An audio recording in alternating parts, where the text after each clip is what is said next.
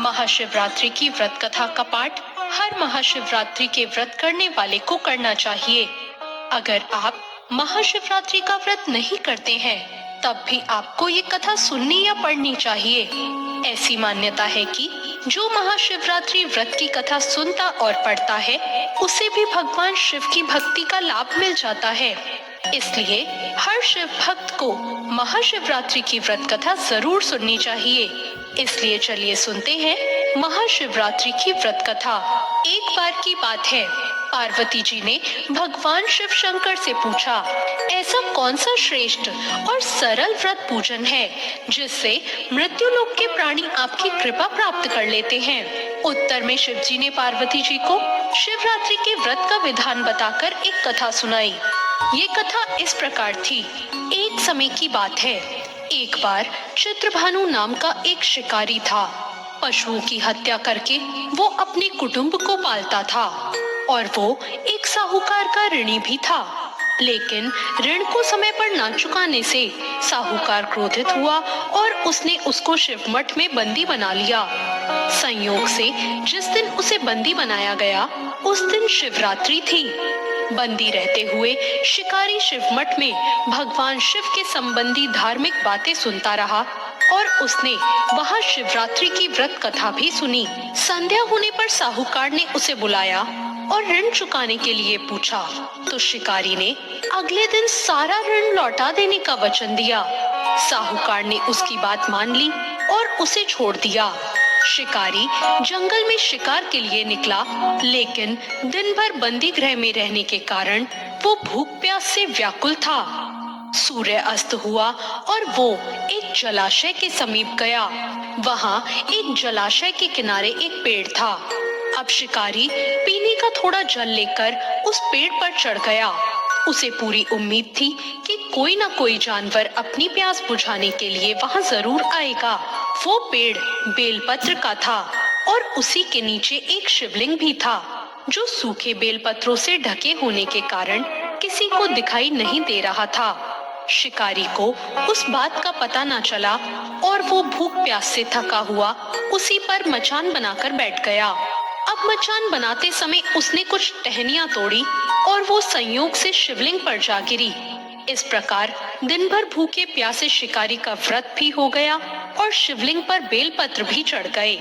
एक पहर रात्रि का बीत गया और तभी एक गर्भवती हिरनी वहां तालाब पर पानी पीने पहुंची।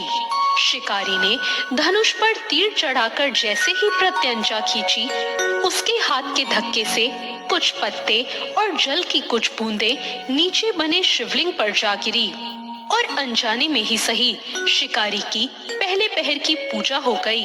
टहनी और पत्तों की आवाज से वो हिरनी चौकन्नी हो गई। उसने शिकारी को देखा और बोला, मैं गर्भधारिणी हूँ, शीघ्र ही प्रसव करने वाली हूँ। तुम एक साथ दो जीवों की हत्या करोगे, जो ठीक नहीं है।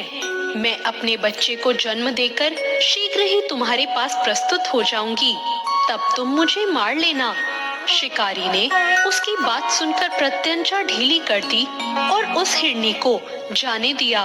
वो हिरनी तुरंत ही जंगली झाड़ियों में कहीं गायब हो गई। अब कुछ समय और बीता और एक और हिरनी वहां से निकली।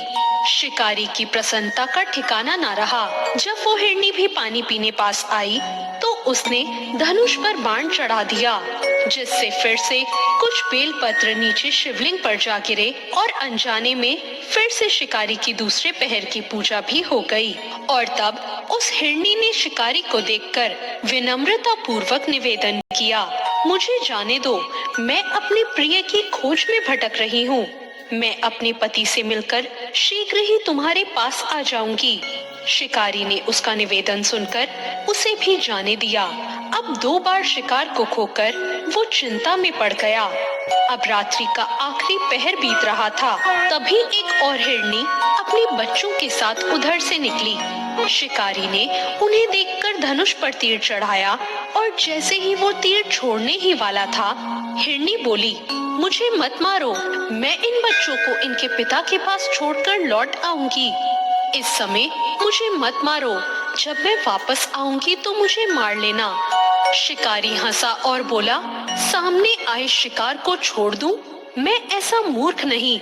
इससे पहले भी मैं 2 बार अपना शिकार खो चुका हूँ। मेरे भी बच्चे भूखे प्यासे तड़प रहे होंगे। मैं तुम्हारा शिकार उनके लिए कर रहा हूँ। इस पर हिरनी ने कहा, जैसे तुम्हें अपने बच्चों की ममता सता रही है, ठीक वैसे ही मुझे भी इनकी फिक्र है। इसलिए सिर्फ बच्चों के लिए मैं थोड़ी देर का जीवन दान मांग रही हूँ। मेरा विश्वास करो, मैं इनके पिता को इन्हें सौंपकर तुरंत ही लौट आऊंगी। हिरनी का दीन स्वर सुनकर शिकारी को उस पर दया आ गई और उसने हिरनी को भी जाने दिया। अब शिकार के अभाव में वो बेलपत्र के वृक्ष पर बैठा शिकारी बेलपत्र तोड़ तोड़ कर नीचे फेंकता जा रहा था। उसकी इस तरह तीसरे पहर की पूजा भी स्वतः ही संपन्न हो गई। अब उसने देखा एक हष्ट-पुष्ट हिरन उसी रास्ते पर आया। शिकारी ने सोच लिया कि इसका शिकार तो वो अवश्य ही करेगा। शिकारी की तनी हुई प्रत्यंचा को देखकर वो हिरन दीन स्वर में बोला, भाई, यदि तुमने मेरे पहले आने वाली 3 मृगियों और उनके छोटे छोटे बच्चों को मार डाला है, तो ऐसा करो, मुझे भी मार दो, ताकि मुझे उनसे अलग होने का एक क्षण का भी दुख ना सहना पड़े। मैं उन हिरनियों का पति हूँ और यदि तुमने उन्हें जीवन दान दिया है, तो मुझे भी कुछ क्षण का जीवन दान देने की कृपा करो। मैं उनसे मिलकर तुम्हारे सामने उपस्थित हो जाऊंगा। हिरन की बात सुनकर शिकारी ने सारी कथा उस हिरन को सुना दी। तब हिरन ने कहा, मेरी तीनों पत्नियां जिस प्रकार प्रतिज्ञाबद्ध होकर गई हैं, वो मेरी मृत्यु से अपने धर्म का पालन नहीं कर पाएंगी। इसलिए जैसे तुमने उन पर विश्वास कर कर उन्हें छोड़ा है, वैसे ही मुझे भी जाने दो। हम सब तुम्हारे सामने जल्दी ही उपस्थित हो जाएंगे। अब उपवास, रात्रि जागरण और शिवलिंग पर बेलपत्र चढ़ाने से शिकारी का हिंसक हृदय निर्मल हो गया था और उसमें भगवत शक्ति का वास हो गया था। उसके हाथ से धनुष और बाण छूट गए और उसने मृग को जाने दिया।